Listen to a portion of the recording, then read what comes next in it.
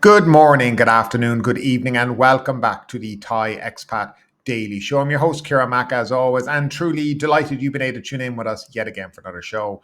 Now, before we do get started, don't forget to like the video, subscribe to the channel, and ring that notification bell so that YouTube will let you know when the next podcast or live stream is available on the YouTube platform.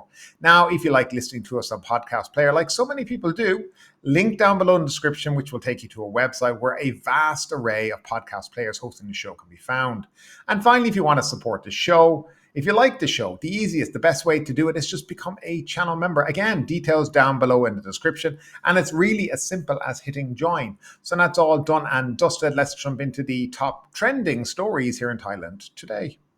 Prominent serial petitioner Ruang Krai Lee Kitwatana has formally filed a complaint with the National Anti-Corruption Commission, accusing Prime Minister Paetongtarn Shinawatra of ethical misconduct.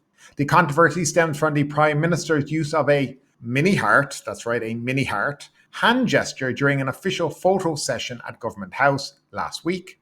The gesture, which was mirrored by most of her cabinet members, was halted after a civil servant pointed out its inappropriateness while wearing formal government attire. Paetongtarn quickly lowered her hands following the warning.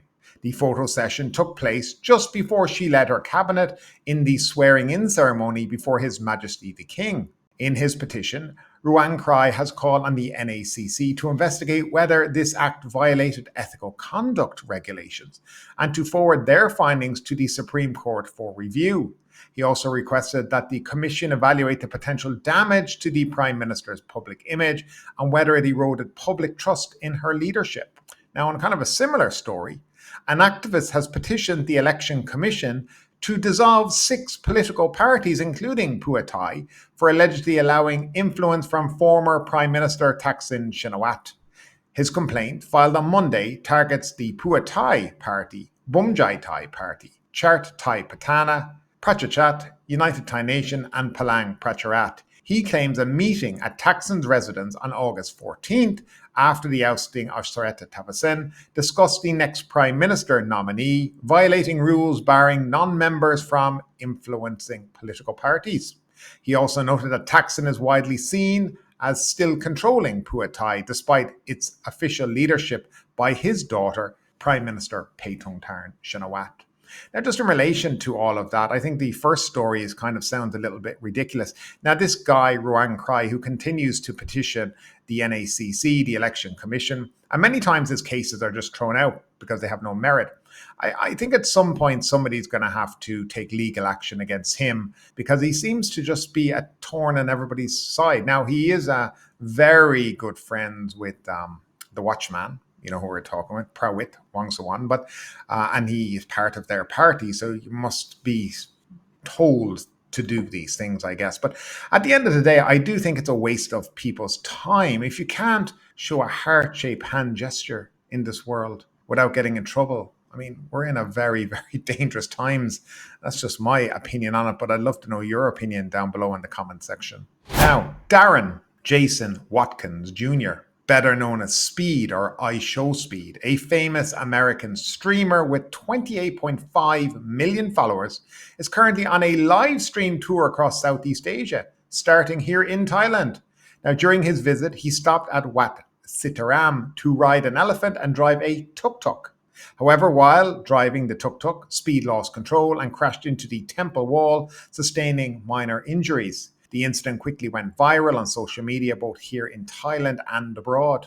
Now, following the crash, Speed personally apologized to the senior monks at the temple, taking full responsibility for the accident. He assured that he would cover all damages, including repairs to both the temple and the Tuk-Tuk. Initial reports indicated that the repair shop estimated the damage at 17,900 baht, but Speed decided to pay 20,000 in compensation. Now, since the incident, Speed has participated in activities like Muay Thai, boxing, cooking pad Thai, and visiting local markets with both Thai and international fans, following his every move. Social media users have been commenting on Speed's condition after the Tuk-Tuk crash. Now, Speed is expected to continue his live stream today and every other day while in Asia before heading to the next country on his destination. Deputy Prime Minister and Interior Minister Anatan Charvakul on Monday expressed his confidence that the new government will continue supporting the act allowing the medical use of cannabis. We, the Bhumjaithai party, have already submitted the draft act to the Prime Minister and are waiting to see if it will be included in next week's policy statement, said Anatan, who also leads the Bhumjaithai party. He added that former Prime Minister Srettha Thaksin had previously discussed the draft with the Public Health Ministry, focusing on regulated use and controls to prevent misuse. Now, cannabis was removed from the narcotics list on June 9th, 2022, after a push, of course, by the Bhumjaithai party and some other parties, though public smoking and sales to children and pregnant women remain prohibited. The ongoing debate centres on the unclear terms of use and possession limits. Anatan also confirmed his party's willingness to back the establishment of legal casinos within entertainment complexes in Thailand, citing their potential to attract foreign investment and generate employment.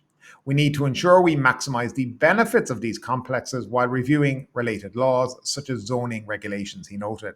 He emphasized that the Bhumjaithai party prioritizes the welfare of Thai citizens, not just from casinos, but also from complementary facilities like malls, food courts, and theme parks, which would boost tourism and spread income to provincial areas. As a coalition party, we are ready to support the initiative as long as it is legal, ethical, and beneficial to the public, Anatan concluded. And finally, that's right, Dr. Tandau, Mr. David Pheu's favourite person, has announced plans to appeal the acquittal of a Swiss man, David Pheu, 45, who was accused of kicking her in the back while she sat on steps near the property on Yamu Beach in Phuket in February. On Thursday, Dr. Tandau expressed disappointment in the court's ruling, but thanked the public for their support and vowed to continue seeking justice. The incident, which took place on February 24th, as we've already discussed, allegedly occurred when Pheu accused Dr. Tandau of trespassing near his rental villa. The steps which the incident occurred were not part of the property and had been illegally built. They were later demolished. A phone video captured the alleged kick, sparking public outrage and calls for Pheu's deportation. Pheu was subsequently charged with assault, but was acquitted on Tuesday due to a lack of clear evidence. Pheu maintained that he had slipped on the steps, causing his leg to rise, which created the appearance of a kick in the video.